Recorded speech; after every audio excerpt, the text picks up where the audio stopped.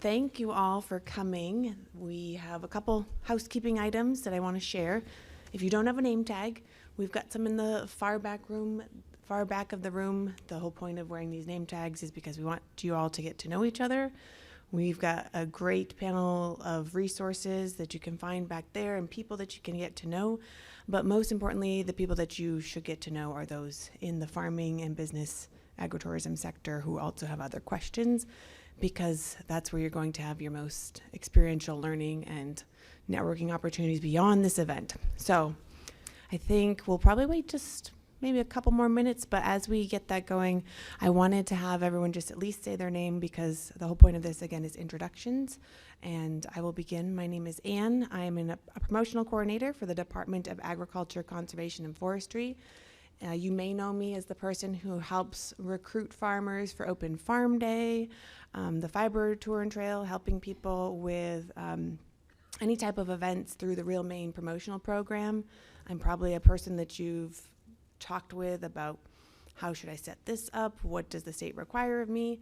So we'll get into the weeds, but I'm so excited to have this summit be a way to kick that off, and hopefully we'll move that forward in the next few years at least, and we'll see if y'all like it after that. And I'll introduce our panelists for now, and then we'll just do a quick intro so you know who you're speaking with today. So go ahead, Ellen.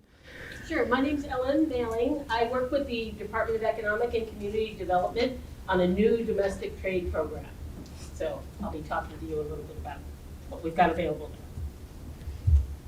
now. And my name's Jennifer Geiger, and I also work in the Department of Economic and Community Development. I'm in the Office of Tourism, and I'll be sharing some information today about some of our programs that are relevant to the kinds of work you do, and try to connect some dots for you between what the Office of Tourism is doing and what you might like to do or see done. Without further ado, I would like to bring Jennifer and Ellen back up for their presentations. We are going to try and record most of the content, and we'll push it out after the summit and the trade show is done, so people, take good notes, but you'll have something to refresh your memory afterward. Okay? Great. Thank you. Hi, everybody. I think I'm close enough to the mic, right? Okay, great.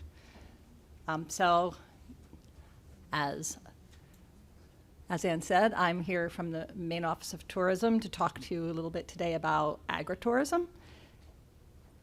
And I'm just going to check my slides to make sure all works.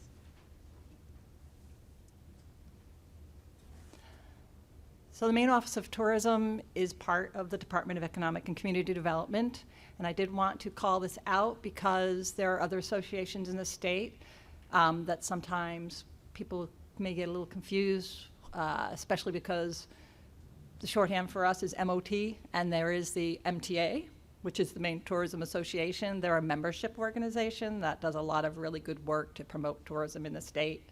But our primary role is to bring people into Maine from outside of the state to share information about opportunities across the state. We are not member-based. We represent everyone. And also to stand up programs on education and other kinds of support for tourism-facing businesses in the state of Maine.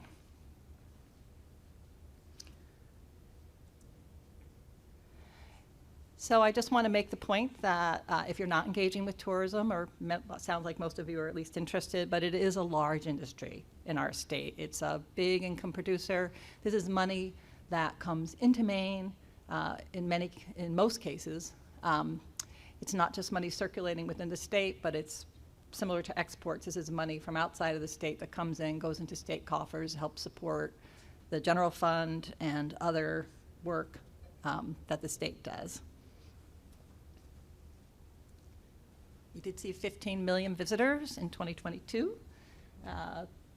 Those direct tourism expenditures, 8.6 million, rippled out in terms of other spending, like with your landscaper, with your employees, et cetera, going into people's paychecks to have an ultimate economic impact on the state. Almost 16 billion, which is not a small number. And it did support 151,000 jobs within the state, directly or indirectly.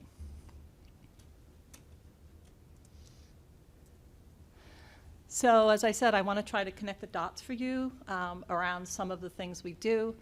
And what I wanted to talk about this morning is, one, to just acquaint you with a big initiative that we did in the past year, developing a destination management plan.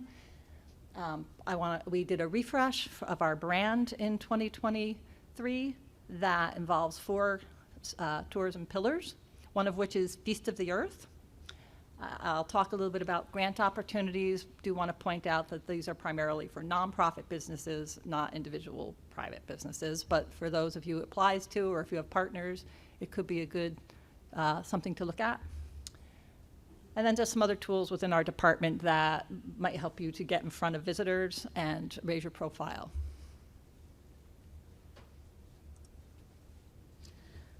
So for the destination management plan, we did a very large push to get across the state. We did listening sessions. We put out surveys. This was for over the course of a year in 2022. We had an opportunity, like so many other organizations, to have a little bit of a pause following the pandemic, where promotion was not a high priority, and we wanted to look at how we might be doing that better while we had that opportunity to do some introspection. So we thought that the most important thing was to make sure we were representing the needs of the state. And we did these listening sessions. We talked with stakeholders, we talked with communities, we talked with individual residents to get that input to form our plan.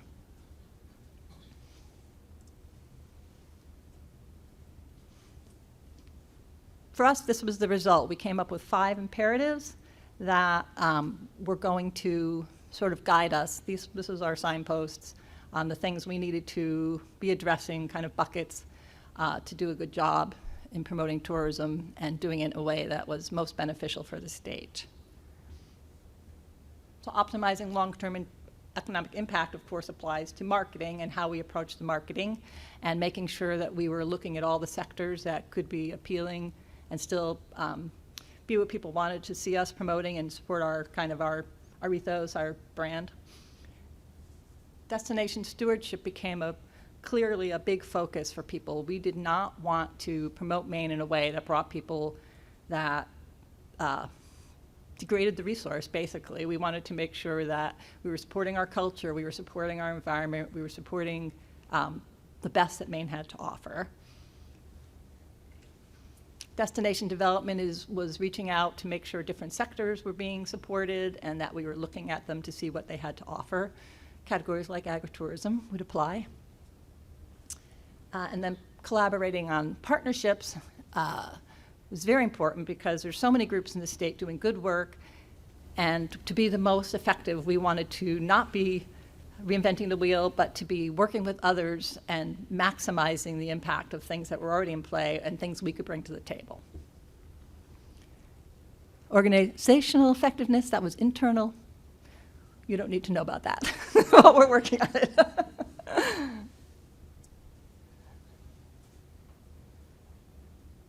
Yeah, so our goal effectively was to kind of find the sweet spot between economic development and community life and industry growth, to find that place where tourism in Maine could be most effective in sort of supporting all the things that we hold dearest and most value.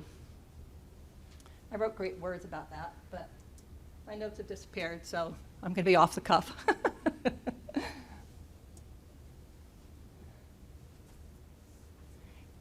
As we said, key to this whole destination management plan is destination stewardship. And these are some of the more drilling down into what stewardship is going to mean for us going forward, how we are going to be addressing stewardship, telling Maine's story, supporting culture, safeguarding natural assets is key. Also coming up with a balance so that no one place gets overexposed, but that people can see more broadly around the state all the different opportunities, the locations, and also spreading people around the state more evenly across the seasons, coming up with tactics to do that. Mostly these are pretty self-explanatory, I think, but if people have questions, please feel free to approach me after, and I'll point out that on the table in the back of the room, there's this little one-sheet summary about the destination management plan that, that you can look at a more leisurely pace. Pick one of these up. Feel free to ask me about it, and happy to answer questions.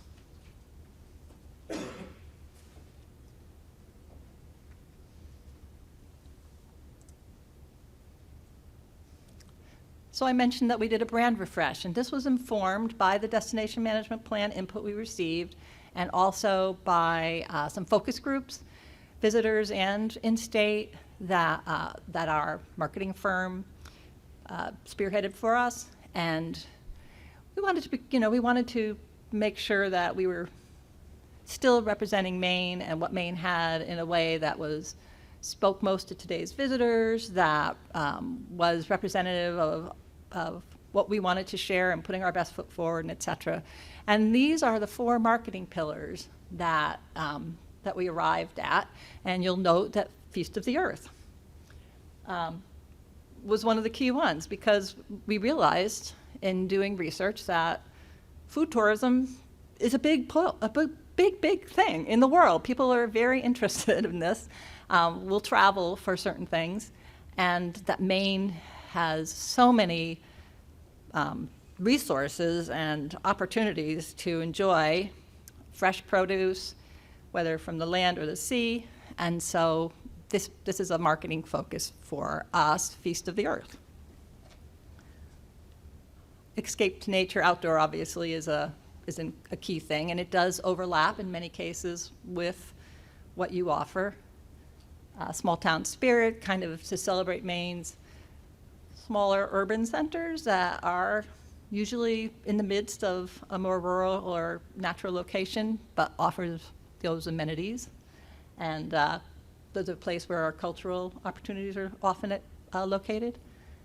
And then just that opportunity to, I don't know, I described it as when I go out of state, I have family in Connecticut, I travel there at a number of times a year. When I come back to Maine and I cross the bridge into the state, I can feel my shoulders kind of just like come down a little bit. The highway opens up. It's that opportunity to like just feel like you have a little more room and for visitors to take that moment to just like pause their busy schedule, take in what Maine has, and enjoy.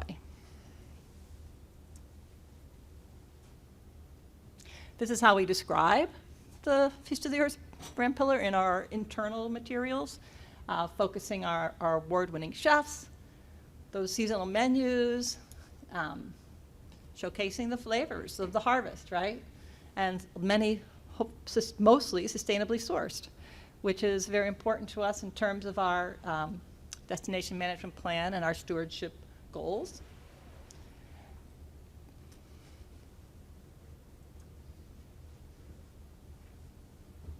I'm going to show some examples of how we have begun to put this message out in our marketing.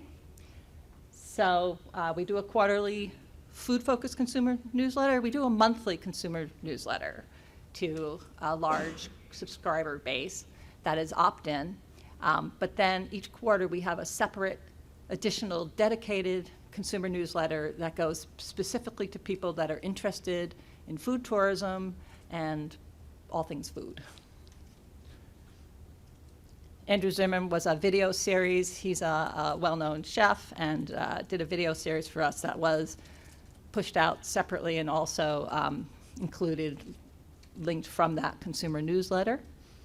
And Feed is a influencer management group. I'll talk more about them in a minute, but they came to the state. And then asset gathering is really important. Having good photography, having good video to put out our message is the way for us to sort of showcase the state and represent Maine in a way that it deserves. So it's very important. So the Bountiful, that is the newsletter that went out. I believe that's the summer newsletter, as I'm looking at it. I think that's about farmers markets, that Maine food events. This is a take from the Andrew Zimmern video series, which, as I mentioned, was linked from the Bountiful quarterly newsletter. Is Bountiful the name every time? I'm looking at Whitney. I don't know the answer to that. Okay, I think it was just a title for that month, but it's the theme. I do know that Andrew Zimmer did a blueberry hand pie recipe, which was his most popular video. So that's a good ag tie-in. Blueberry hand pie. He demonstrated that recipe. I remember an oyster stew recipe that he did. I talked about the oyster industry in Maine.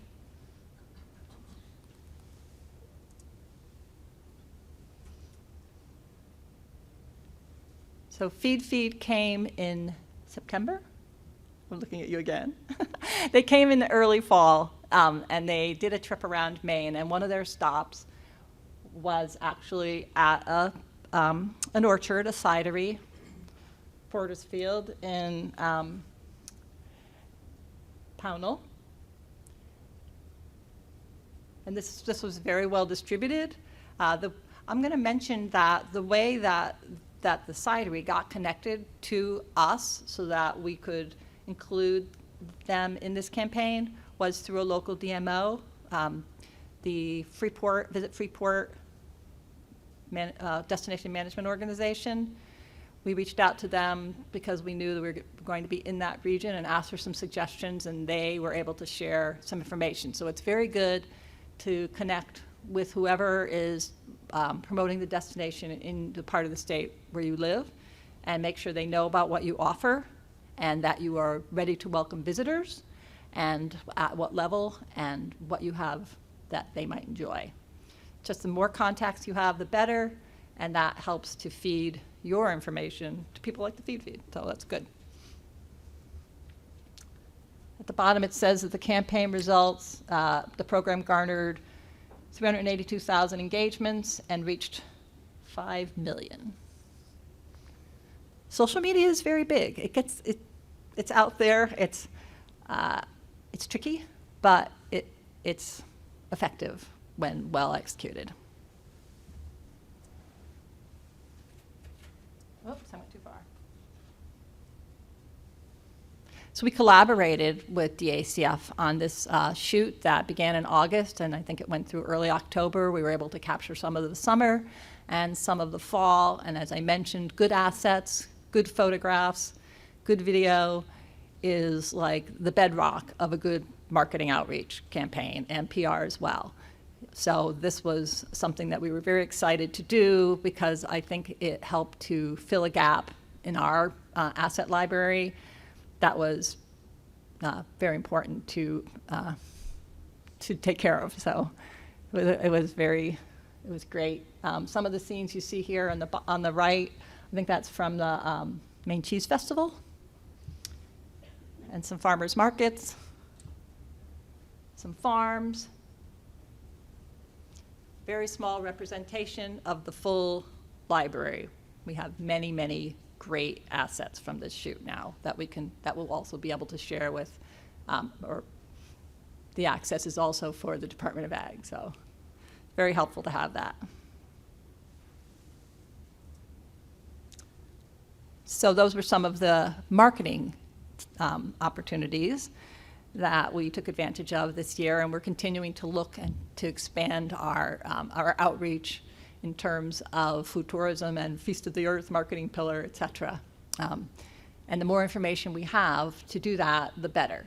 I'm going to touch very briefly on this aspect of the opportunities. The grants, as I mentioned, are for nonprofits.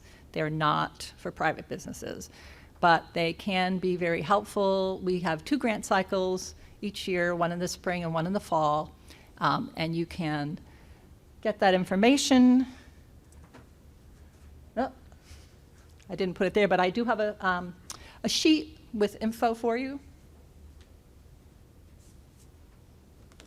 Again, at the back of the room, this is our resources sheet, and motpartners.com is a this is our industry-facing website, and it has a page regarding grants and what those grant opportunities are, what the guidelines are, limitations, and a portal for application.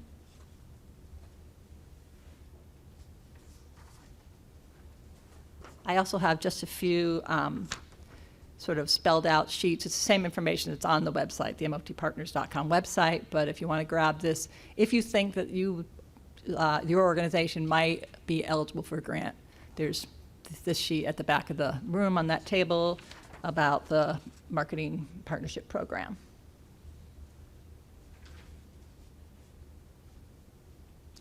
And you can see in the past few years, some food-facing businesses have been, or not businesses, but organizations have been very successful in getting that grant support to help them put on their events. Or it's also, money can also be used for marketing things like expanding your website presence and developing itineraries, things like that. It doesn't have to be just paid marketing outreach, but there are limitations on that. So again, I would encourage you to, I don't want to spend too much time on it because it's only applicable to certain people, but I encourage you to look at what those opportunities are if you're thinking this might be something that would be helpful to you.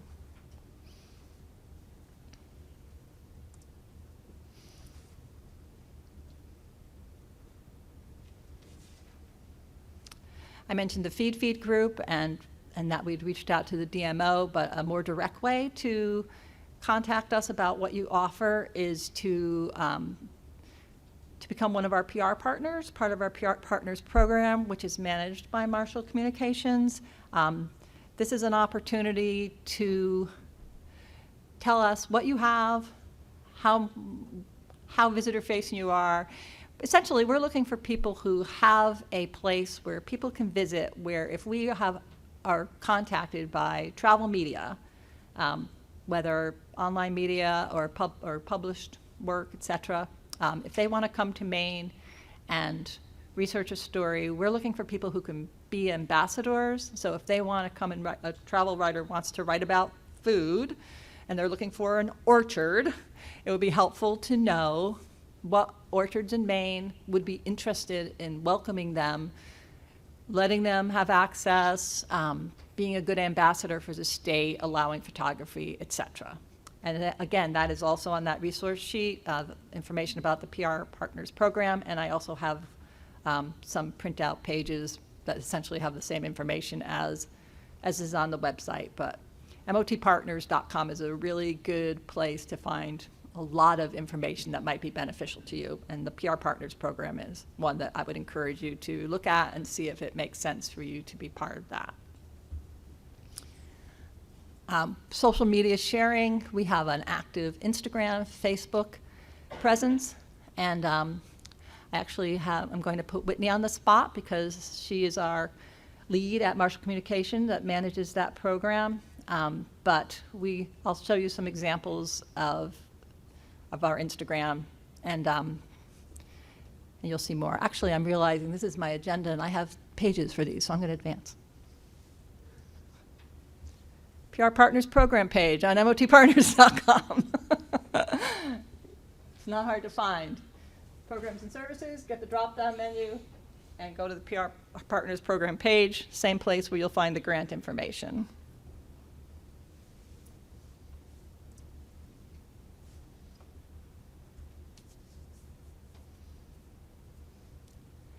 Bottom line is we're always looking for something new that we can share with the media. Something we do a monthly pitch to the media on different story possibilities, and we always like to know what's new. Have you have you expanded? Are you beginning to host visitors in lodging, or have you opened up your space for pick your own? What have you got that's new that might be of interest, or if we're doing a roundup of some kind of topic that we could include you in to tell your story. But information of what you have and what you have that's new especially is very important to us in doing our public relations work. And I mentioned the trip to Porter's Field Cider, which has a cidery. They have a tasting room, which we showed the photos of. This kind of stuff is important for us to know about.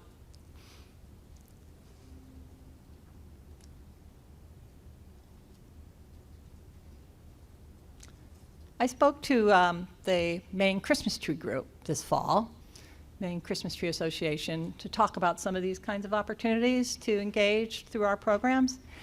I've been there for the past few years with different information for them. And this year when I went, the people who spoke after me were from Piper Mountain.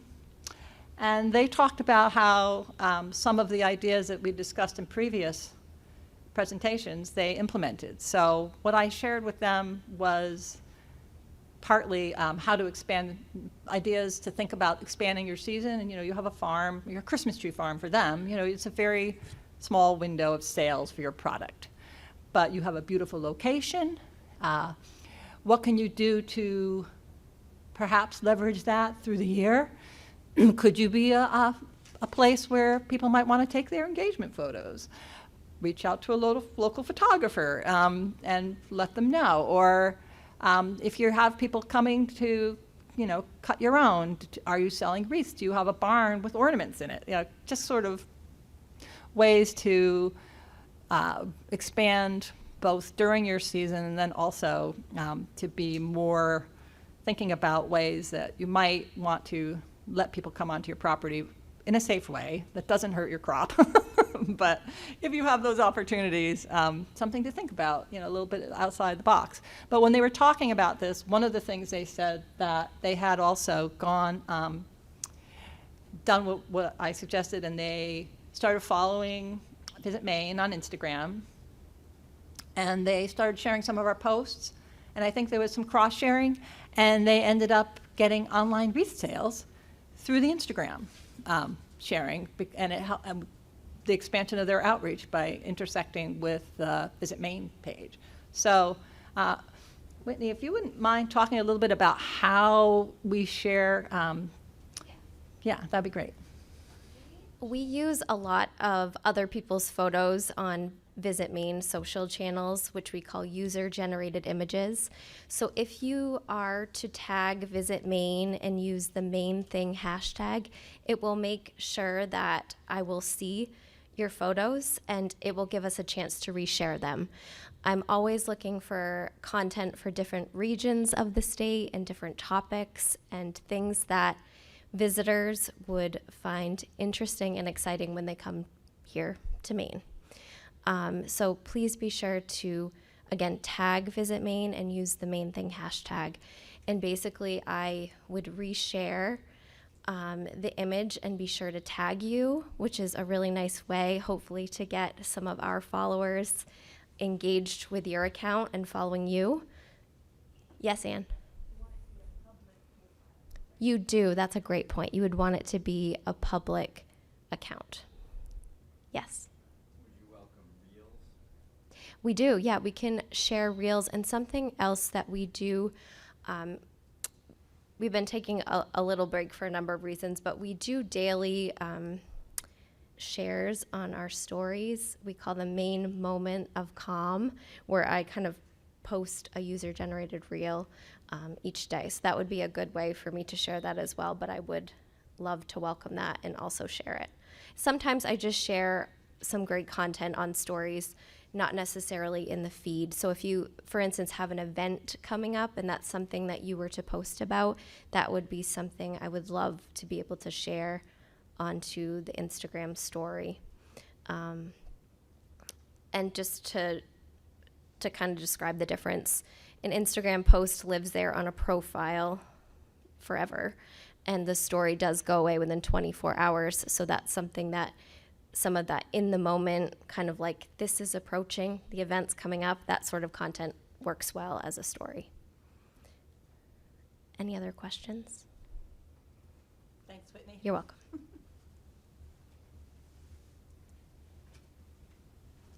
And then, last but not least, we offer free business listings on our visitor-facing website, visitmaine.com.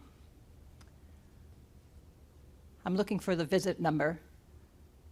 2.5 million visits in 2022. So it is a well visited site, and we offer you the opportunity, and you can see,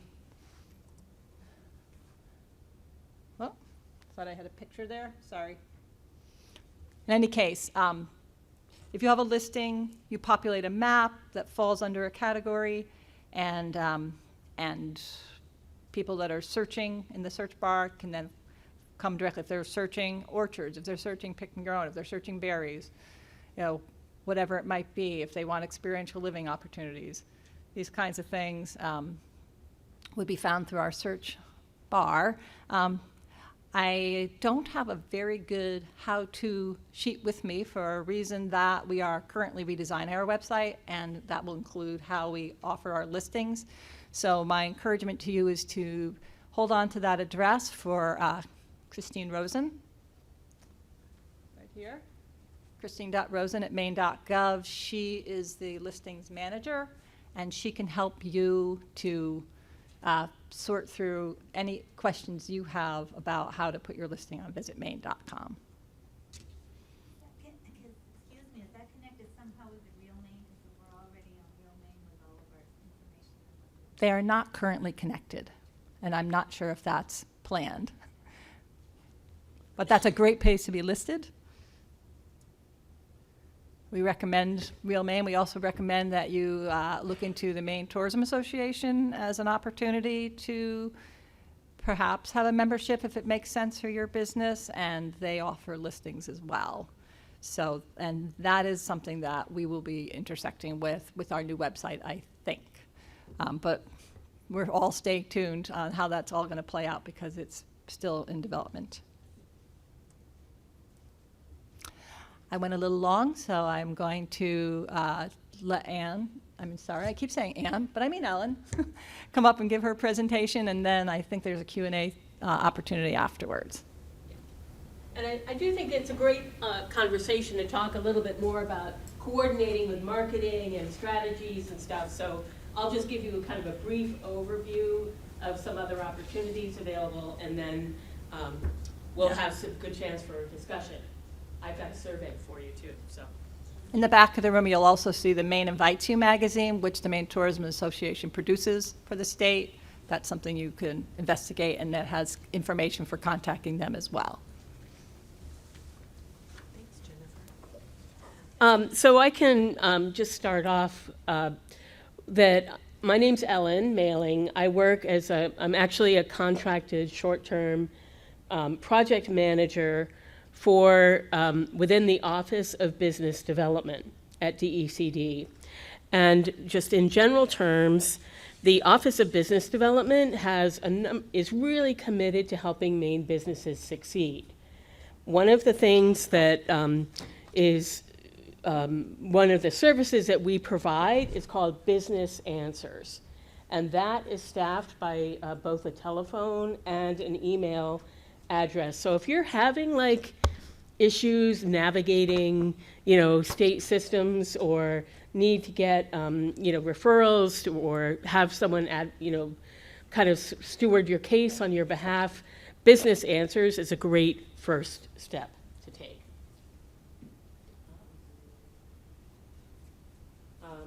So we also have a number of other services, whether it's providing information about communities and opportunities for growth and development. But the Office of Business Development is really centered then on helping businesses succeed.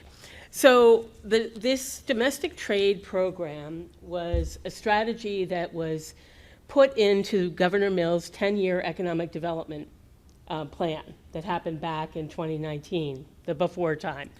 And the domestic trade is really basically selling stuff, right? Selling goods and services. But we know that as an economic development strategy, sales have a really profound impact on the overall economy. We know that when businesses sell more products, they are able to contract with other businesses for, services and transportation and everything else. So the overall economic impact of sales is really positive. And so this particular program is funded by the Maine Jobs and Recovery Plan. That was really a response to some of the pandemic impacts. Dedicated about $15 million to help build the capacity of Maine businesses to engage in sales and trade. This is limited to a number of different industries, but good news, agriculture is in, and seafood and fishing too. So you guys are all, have the opportunity to avail yourself of these programs. So just basically, we have, there's sort of three pillars that are underneath the domestic trade program. One is really helping businesses with understanding their market, right? So when you're thinking about developing new strategies for attracting more people to come buy your apples or pick your strawberries, you might want to have an idea of sort of what is the number of people that you want to focus on to attract to your business. So we do have opportunities to provide you with market data. You can email me with a really simple request, and I can help you provide kind of industry, national sort of reports that tell you what's happening, in addition to coaching you through like specific demographics of populations you might want to reach. I'll just mention I have had a number of opportunities to talk with folks, and they were looking at fermented foods as an example. So I didn't have something specifically for fermented foods, but I did have a report on pickles. So they were able to kind of read what was happening on the national level with pickle manufacturing and distribution. So these are available. You can request this at no charge, and I'll be back in touch with you with more information. The other, the big news is this funding that we have available for businesses to engage in domestic trade. And this program is specifically designed to support smaller businesses. We made the application relatively easy, between a 2-page narrative, that kind of explains your project, and a 1-page budget. And it's really specifically dedicated to helping you with, sales channels, right? Like, how do you get the word out? Maybe you're looking at trying to develop a product and reach a new wholesale market. Whether there are other, you want to work with approaching other retailers as an example. So there are a number of different strategies that you can do to avail yourself of this funding. We have 2 rounds. The first round is closed and applications are under review. And the second round will be opening shortly. I'm hopeful before the end of February for sure. But the intent is to give people, a long lead time to that. We have weekly technical assistance sessions where folks can sign up and learn more. And the state has also contracted with an organization who is working statewide to provide technical assistance to applicants. So there is really a lot of support for you to work on developing a competitive application. The good news is that the scoring rubric does favor first-time applicants. So if you have never received any funding from the Maine Jobs and Recovery Plan or other sources there, that you'll be asked to disclose that, and that'll be weighed. We're also looking particularly at underserved counties. So those really rural counties that are experiencing some economic challenges will also get a little bit of a higher score. We also have other funding available through existing partnerships. So how many of you have heard of the Maine International Trade Center? Okay, good, we got a few. Maine Technology Institute also has the Maine Entrepreneurial Resource Corps. That's a cost match, but they can provide some funding to help you engage some really specific technical assistance to meet your goals. And of course, Maine Made did receive some funding, and that has been already allocated. There's also another program called the Maine Apex Accelerator. That group is really specifically focused on federal contracting opportunities, so it might not be as relevant to you. But we have a big website on the DECD page that talks more about the domestic trade program and other opportunities there.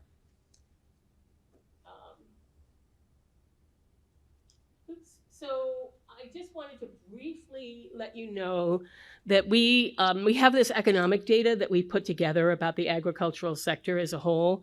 We actually looked at the entire food universe.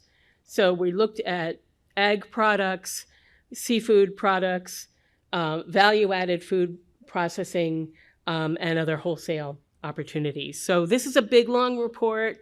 It can be kind of hard for small businesses to say, what does this mean to me? But it can be helpful for just giving some context here. We looked particularly at different elements of the food supply chain. So not only the production, but also distribution and beyond. What's interesting with agritourism and Maine, particularly with the food system, is that the businesses are sometimes doing multiple things on their farm. So they may be growing producing the food, but they're also doing some value-added manufacturing to get it out. So that was just a little piece of that as an overview of something to think about. We also looked at the national picture, right? So when you look at what we call location quotient, that's a concentration of activities. Nationally, Maine obviously doesn't even, pale to California or Oregon, but it's just an interesting context, particularly when you look at New England. So, Maine here, you'll see that compared to Vermont, Maine is very strong in terms of its overall location quotient, concentration of activities for agriculture in particular. So this is a great opportunity to build on that success. The other thing, and I'll probably stop here, but we worked with our partner, this data management company, to identify areas within the agricultural sector that we felt were growing. And so it's sort of, this is the big picture here, right? So these are where we have a low concentration of employment and there's actually job losses occurring.